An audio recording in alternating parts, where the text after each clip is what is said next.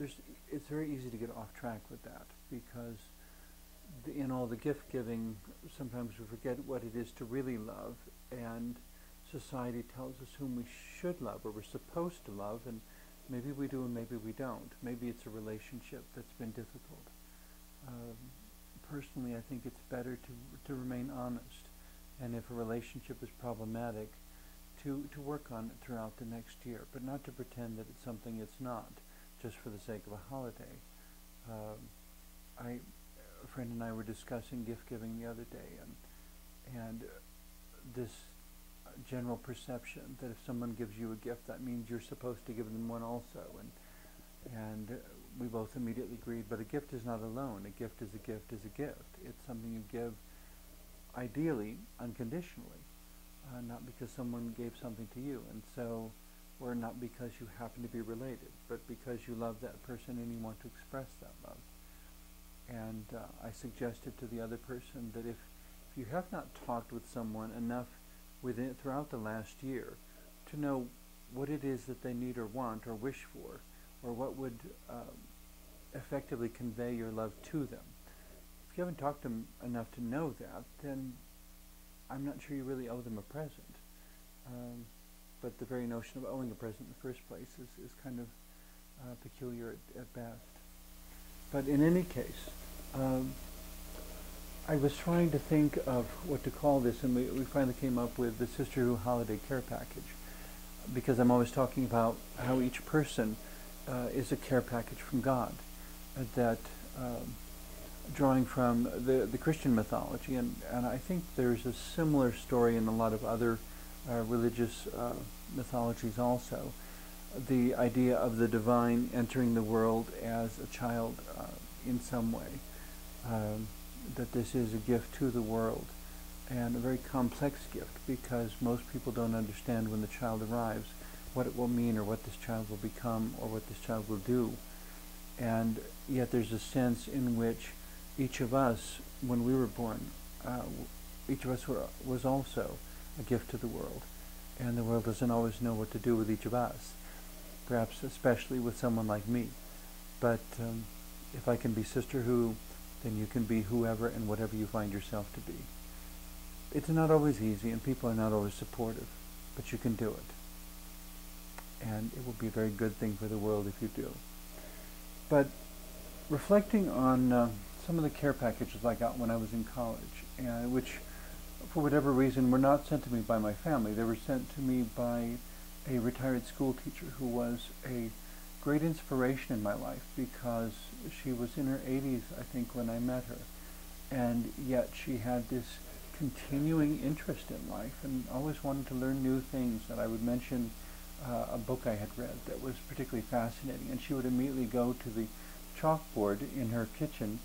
She had a small chalkboard there because, of course, that's what she was familiar with through all her years of teaching. And she would write the name of the book on the chalkboard. And I don't know if she ever got around to actually purchasing a copy of any of those books, but the way she validated my interest in that book and that it had something interesting to say, whether or not she or I agreed with anything else in the book was beside the point. It was an interesting piece of literature to read, and she appreciated me sharing that, and so wanted to be sure and write down the title so that she could look it up sometime.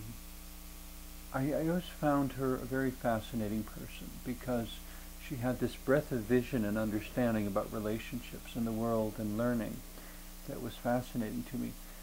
There was one time I was assisting her with placing some flowers in the cemetery before Memorial Day, and she was cleaning away some dead leaves and tending to one of them, and I looked down and happened to notice a particular stone that had a woman's name on it, and I did some quick mathematics in my head and noted, oh, this person only lived, I think it was about 17 or 18 years.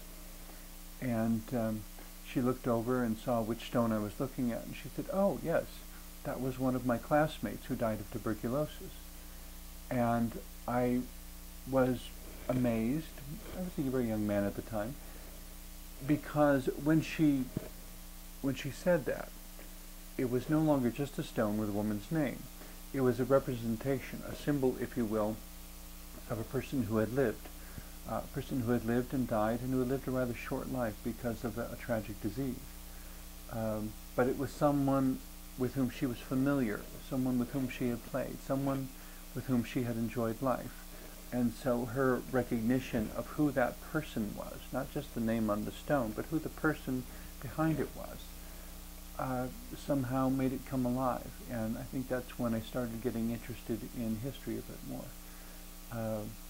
When it was not just names and dates to memorize, but when it was people who have lived and made choices and experienced good fortune and bad fortune and made the most of whatever they had available to them while they were here.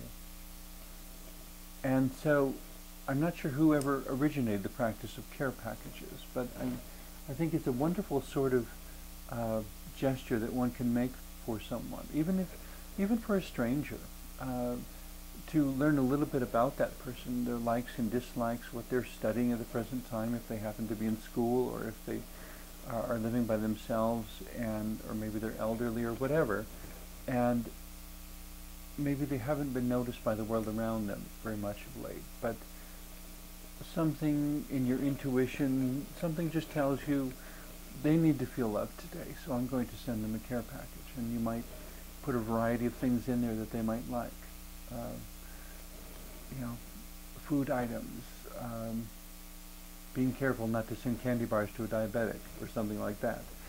But little thoughtful things, maybe a greeting card to let them know someone's thinking of them and hoping that they have a good day. And you could even do it anonymously, so they don't even know who sent it, only that somebody cares that they are here, that they are alive, that they are a smiling face in the expanse of humanity, or a person who somehow is worthy of being loved, and to remind them that they are a person worthy of being loved. What greater gift can you give someone at this or any other time of the year?